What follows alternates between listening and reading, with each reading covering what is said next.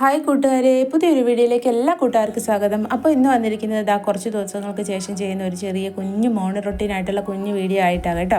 അപ്പോൾ നമ്മുടെ കൂട്ടുകാരൊക്കെ ആദ്യമായിട്ട് കാണുന്ന ഏതെങ്കിലും കൂട്ടുകാരുണ്ടെങ്കിൽ നമ്മുടെ ചാനൽ സബ്സ്ക്രൈബ് ചെയ്യാൻ മറക്കല്ലേ. ഇഷ്ടപ്പെട്ടാൽ സബ്സ്ക്രൈബ് ചെയ്യണേ. പിന്നെ നമ്മുടെ കൂട്ടുകാരൊക്കെ ലൈക്ക് അടിക്കണം കേട്ടോ. പിന്നെ എന്നത്തെയും പോലെ തന്നെ രാവിലെ എഴുന്നേറ്റ് ചോറൊക്കെ അരിയൊക്കെ അടുപ്പയിൽ ഇട്ടിട്ടുണ്ട്. അപ്പോൾ അരിയൊക്കെ നന്നായിട്ട് തിളച്ച് വന്നത് റൈസ് കുക്കറിനകത്തേക്ക് മാറ്റി വെച്ചിട്ടുണ്ട് കേട്ടോ. പിന്നെ അപ്പുറത്തെ അടുപ്പിലിരിക്കുന്നത് കുടിക്കാൻ വെള്ളമാണ്. കുടിക്കാൻ വെള്ളത്തിനകത്ത് ഞാൻ മല്ലിയാണ് ഇട്ടേക്കുന്നത്.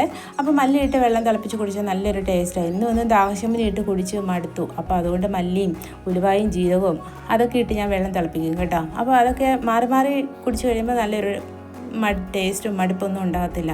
അപ്പോൾ കറി വെക്കുന്നത് കുറച്ച് ചക്കക്കുരുവാണ്. ചക്കക്കുരുവും ചീരയും കൂടെ ഒരു ചെറിയ ചാറുകറിയും പിന്നെ അമരപ്പയർ തോരനും കൂടിയാണ് വെക്കുന്നത്. അപ്പോൾ കുടിക്കാൻ വെള്ളമൊക്കെ നന്നായിട്ട് തിളച്ച് അത് ഞാൻ മാറ്റി വെച്ചിട്ടുണ്ട്. അപ്പോൾ അമരപ്പയർ കണ്ടില്ലേ, അത് നന്നായിട്ട് ക്ലീൻ ചെയ്ത് ചെറുതാക്കി അരിഞ്ഞ് കുറച്ച് വെള്ളം ഒഴിച്ച് അടുപ്പിലൊന്ന് വെച്ച് വേവിക്കും കേട്ടോ.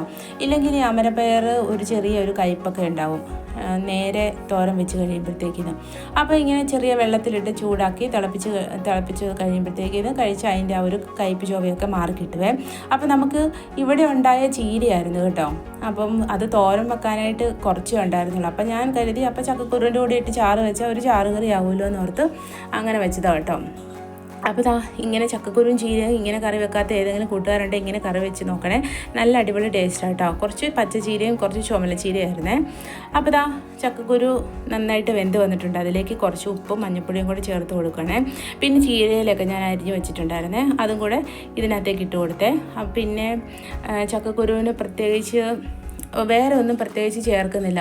അരപ്പെന്ന് പറയുന്നത് തേങ്ങയും ജീരകവും ചെറിയ ഉള്ളിയും കൂടെ നന്നായിട്ട് അരച്ച് നല്ല പേസ്റ്റ് പോലെ അരച്ചത് ഈ നമ്മുടെ വെന്തിരിക്കുന്ന ചക്കക്കുരുവിനകത്തേക്ക് ചേർത്ത് കൊടുക്കുകയാണ്. അത് മാത്രമേ ഉള്ളൂ നമ്മൾ ചക്കക്കുരുവിൻ്റെ കൂടെ ചേർക്കുന്നത്, അല്ലാതെ പ്രത്യേകിച്ച് വേറൊന്നും ചേർക്കുന്നില്ല. എരിവിന് വേണമെങ്കിൽ മുളക് പൊടി ഇടാം, അല്ലെങ്കിൽ പച്ചമുളക് അരയ്ക്കാം. ഞാനിപ്പോൾ പച്ചമുളകാണ് അരച്ചേക്കുന്നത്. അപ്പോൾ ചക്കക്കുരുവൊക്കെ നന്നായിട്ട് വെന്ത് വന്നിട്ടുണ്ട്. അത് കുറച്ചും കൂടെ ഒന്ന് ഉടച്ച് കൊടുക്കുകയാണേ. അപ്പോൾ അതിലേക്ക് നമ്മൾ അരപ്പും കൂടി ചേർത്ത് കൊടുത്തു. അരപ്പിനകത്തേക്ക് മിക്സിയുടെ ജാറിലേക്ക് കുറച്ച് വെള്ളം കൂടെ ഒഴിച്ച് ഞാൻ അരപ്പ് ചേർത്ത് കൊടുത്തിട്ടുണ്ട്. നമുക്ക് ആവശ്യത്തിന് എത്ര ചാറ് വേണം ആ ചാറിൽ ഒത്തിരി ലൂസായി പോയ ഒരു ടേസ്റ്റിലാട്ടോ, കുറച്ച് കുറുകിയിരിക്കണേ.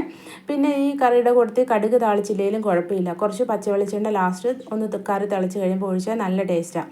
പിന്നെ അപ്പുറത്തെ അടുപ്പിൽ ഞാൻ അമരപ്പയർ വെക്കാൻ വേണ്ടി ഉള്ളിയും വെളുത്തുള്ളിയും ഒക്കെ നന്നായിട്ട് ചതച്ചിട്ട് കടുകും പൊട്ടിച്ച് കടുക് താളിച്ച് അമരപ്പയർ ഇട്ട് കൊടുത്തിട്ടുണ്ട്. പിന്നെ കറി എന്ന് പറയുന്നത് രാവിലെ ബ്രേക്ക്ഫാസ്റ്റിന് അപ്പാട്ടോ ഉണ്ടാക്കുന്നത്. പാലപ്പവും പിന്നെ കിഴങ്ങും ക്യാരറ്റും കൂടി ഒരു ചെറിയ സ്റ്റൂ പോലെയാണ് ഉണ്ടാക്കുന്നത്. അപ്പോൾ ഇതൊരു കുഞ്ഞു വീഡിയോ ആണ്.